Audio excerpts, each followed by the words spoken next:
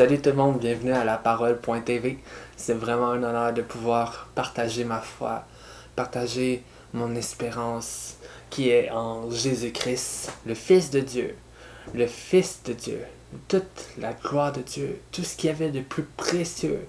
Il l'a mis en son Fils et son Fils s'est révélé à nous. Il nous a tout donné pour pardonner nos péchés, afin que nous croyions en lui et que nous ayons la vie éternelle.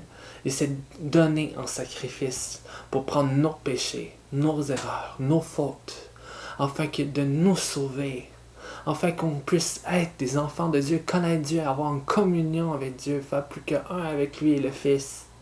Amen, afin qu'on reçoive son esprit et qu'on devienne des enfants de Dieu, qu'on vive selon ses promesses, selon sa parole. Amen. Allons découvrir sa parole dans Actes chapitre 17. Amen. Alors, c'est là qu'on est rendu. Fait que j'espère que vous ouvrez vraiment vos cœurs lorsqu'on lit la parole de Dieu, afin d'être transformés et renouvelés dans notre intelligence. Amen. Alors, commençons sans plus tarder dans Actes chapitre 17. Paul et Silas passèrent par Amphipolis et Apollonie et arrivèrent à Thessalonique, où les Juifs avaient une synagogue. Paul y entra conformément à son habitude, pendant 3 sabbats, et discutait avec eux à partir des Écritures, en expliquant et en démontrant que le Messie devait souffrir et ressusciter. Ce Jésus que je vous annonce, disait-il, c'est lui qui est le Messie. Quelqu'un d'entre eux furent convaincus et se joignirent à Paul et à Silas, ainsi qu'un grand nombre de Juifs qui craignaient Dieu et beaucoup de femmes importantes. Cependant, les Juifs restent incrédules, prirent avec eux quelques vauriens qui traînaient sur les places, provoquèrent des attroupements et semèrent ainsi le trouble dans la ville. Puis ils se rendirent à la maison de Jason et cherchèrent Paul et Silas pour les emmener vers le peuple. Ne les ayant pas trouvés, ils traînèrent Jason et quelques frères devant les magistrats de la ville en criant « Ces gens qui ont bouleversé le monde sont aussi venus ici. » Jason les a accueillis. Ils agissèrent tous contre les édits de l'empereur et prétendant qu'il y a un autre roi, Jésus. Par ces paroles, ils troublèrent la foule et les magistrats qui ne relâchèrent Jason et les autres qu'après avoir obtenu d'eux une caution. Amen. Ici, annonce de l'évangile. Il y a des changements qui se font dans cette ville-là, en Thessalonique. Et dans le fond, opposition spirituelle. Immédiatement, tu vois, le diable est agité. Le diable ne veut pas que ta ville se convertisse à Jésus-Christ. Il veut pas que les gens alentour de toi connaissent la bonne nouvelle. Parce que dans le fond, son but à lui, c'est que tous restent dans l'ignorance et qui allent en enfer avec lui. Satan veut prouver que dans le fond, il avait raison contre Dieu de pouvoir lui désobéir. Mais en réalité, Satan n'a pas raison. C'est Jésus-Christ. Nous qui n'avons pas vu Jésus, qui n'avons pas vu Dieu, nous croyons en lui avec une ferme espérance. Nous rendons Satan jaloux par cette obéissance et cette foi que nous avons en lui, une foi aveugle, dans le sens j'ai pas vu Jésus-Christ. Heureux ceux qui n'ont pas vu Jésus-Christ, car le royaume des cieux leur appartient. Amen. On est heureux parce qu'on n'a pas vu Jésus-Christ. Mais je crois en lui. Je sais qu'il existe, qu'il est vivant. Et s'il se dévoile à moi, tant mieux. Amen. Et si il se dévoile à vous aussi, mais sinon, c'est pas grave. C'est pas ce qu'on espère. Oui, j'espère voir Jésus-Christ un jour, mais je veux faire sa volonté. J'ai son esprit en moi. Je crois en lui. J'ai pas besoin de voir parce que je suis pas comme Thomas, je suis comme les autres apôtres. Je veux juste croire qu'il existe, qu'il est vivant et que, dans le fond, il me parle par son esprit et que j'obéis et je change ma vie et il m'aide et vraiment je suis transformé à son image. Amen. Et il ne faut pas avoir peur de l'opposition. lorsqu'on va se convertir à Jésus-Christ, lorsqu'on s'est converti, il y a eu beaucoup d'opposition. Juste mon cousin, il a dit genre à toute ma famille, il est dans une secte, tu sais, on était à un souper de famille avec mes grands-parents, et là, je venais juste de donner ma vie à Christ, ça faisait pas longtemps. Puis là, il a dit, voilà, Andrew, il est tombé dans une secte. Le mot était fort, mais en réalité, euh, j'ai dû démontrer ma foi en Jésus. Puis, tu sais, voilà, mon grand-père a donné sa vie à Jésus-Christ dans sa fin de vie, etc. Fait que, oui, il y a de l'opposition, mais nous, on croit en Jésus-Christ, et malgré l'opposition, malgré qu'est-ce qui va se passer, mais Dieu va nous protéger, il va nous guider dans toutes ces choses-là. Et ici, les apôtres ont été guidés, Jason a été relâché parce qu'ils ont payé rançon. Amen. Fait qu'au verset 10, aussitôt les frères firent partir de nuit Paul et Silas pour Bérée. Dès leur arrivée, ils entrèrent dans les synagogues des Juifs. Ces derniers avaient des sentiments plus nobles que ceux de Thessalonique. Ils accueillirent la parole avec beaucoup d'empressement. Ils examinaient chaque jour les Écritures pour voir ce que l'on disait était exact. Beaucoup d'entre eux crurent donc, ainsi que parmi les non-juifs, un grand nombre de femmes en vue et d'hommes. Attends, désolé, je suis rendu au verset 12. Beaucoup d'entre eux crurent donc, ainsi que parmi les non-juifs, un grand nombre de femmes en vue et d'hommes.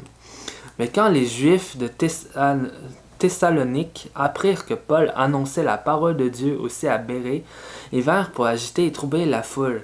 Alors les frères firent aussitôt partir Paul du côté de la mer, tandis que Silas et Timothée restaient à Bérée.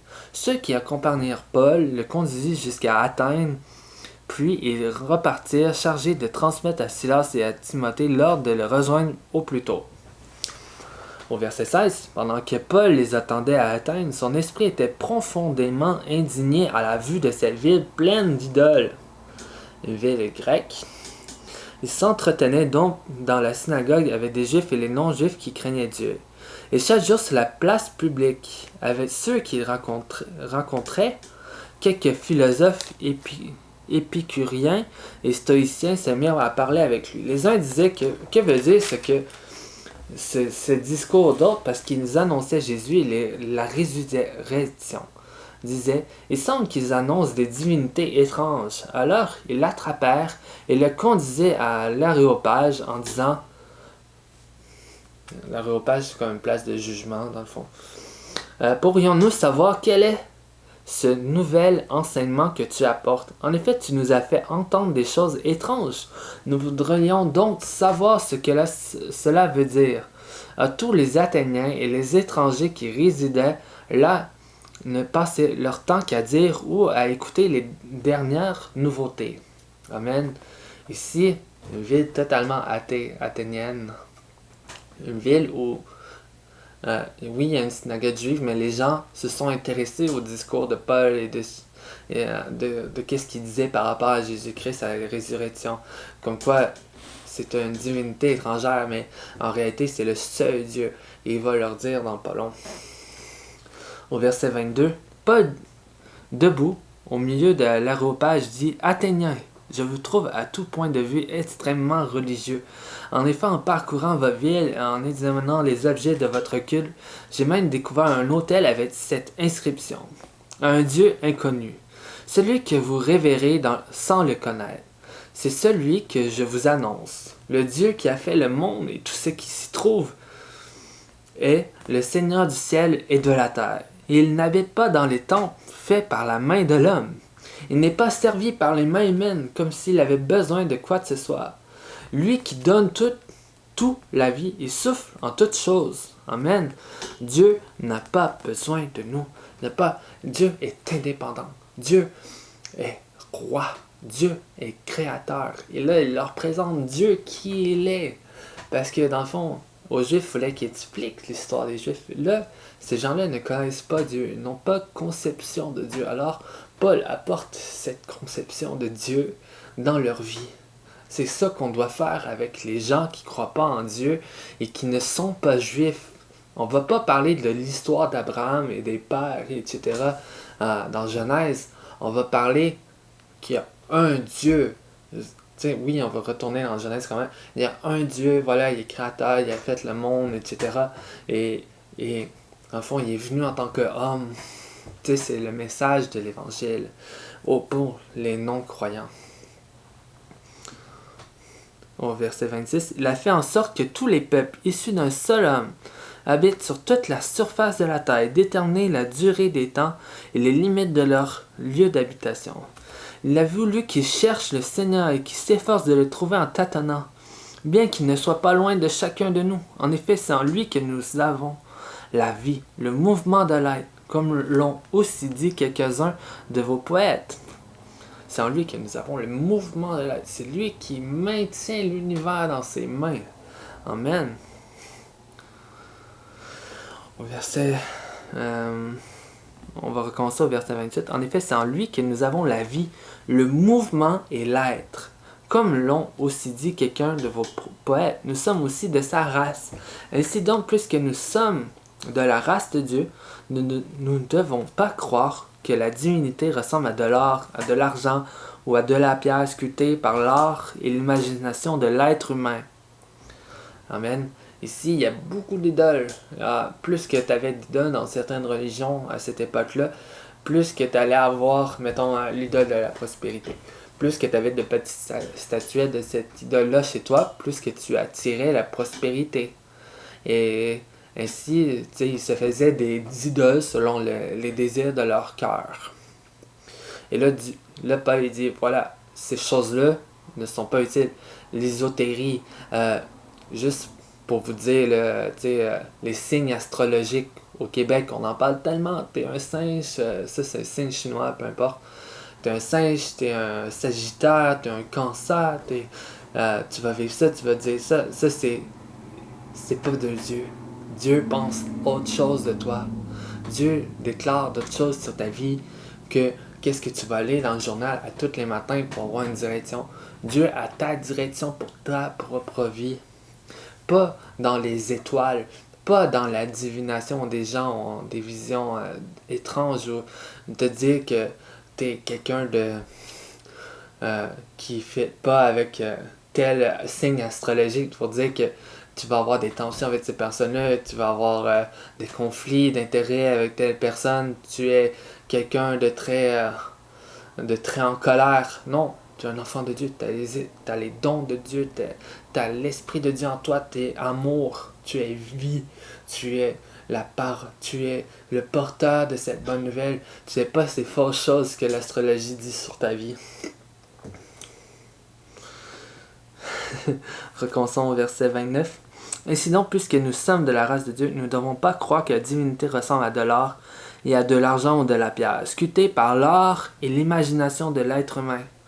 Sans tenir compte des temps d'ignorance, Dieu annonce maintenant à tous les êtres humains, partout où ils se trouvent, qu'ils doivent changer d'attitude, parce qu'il a fixé un jour où il jugera le monde avec justice par l'homme qu'il a désigné. Il a donné à tout une preuve certaine en le ressuscitant. Le jugement de Dieu vient sur terre. Amen. Oui, Dieu va juger le monde. Et c'est pas selon qu'est-ce qu'on va avoir fait seulement, c'est selon qu'est-ce qu'on va avoir fait en Jésus-Christ. Par Jésus-Christ, par l'Esprit de Dieu. C'est pas parce qu'il t'a donné de l'argent, t'as été quelqu'un de généreux de ta vie, oui, mais Dieu veut plus que ça pour toi. Il veut que tu lui donnes ta vie entière et que par son Fils, tu sois sauvé. Et c'est lui qui va t'éloigner, qui va enlever le jugement de ta vie. Parce que oui, Dieu va venir chercher son peuple. Il va venir nous chercher. Enfin, nous enlever et nous montrer pendant 7 ans de après ça, il va y avoir 7 ans de tribulation sur terre. Mais Dieu il veut t'éviter ça. Il annonce à toutes les nations que tu peux recevoir Dieu. Même la création prouve qu'il existe. Il n'est pas loin de toi, toi qui ne crois pas. Il n'est pas loin de toi. Il est proche de toi. Et il est temps de faire un cœur à cœur avec lui. Amen. Au verset 32.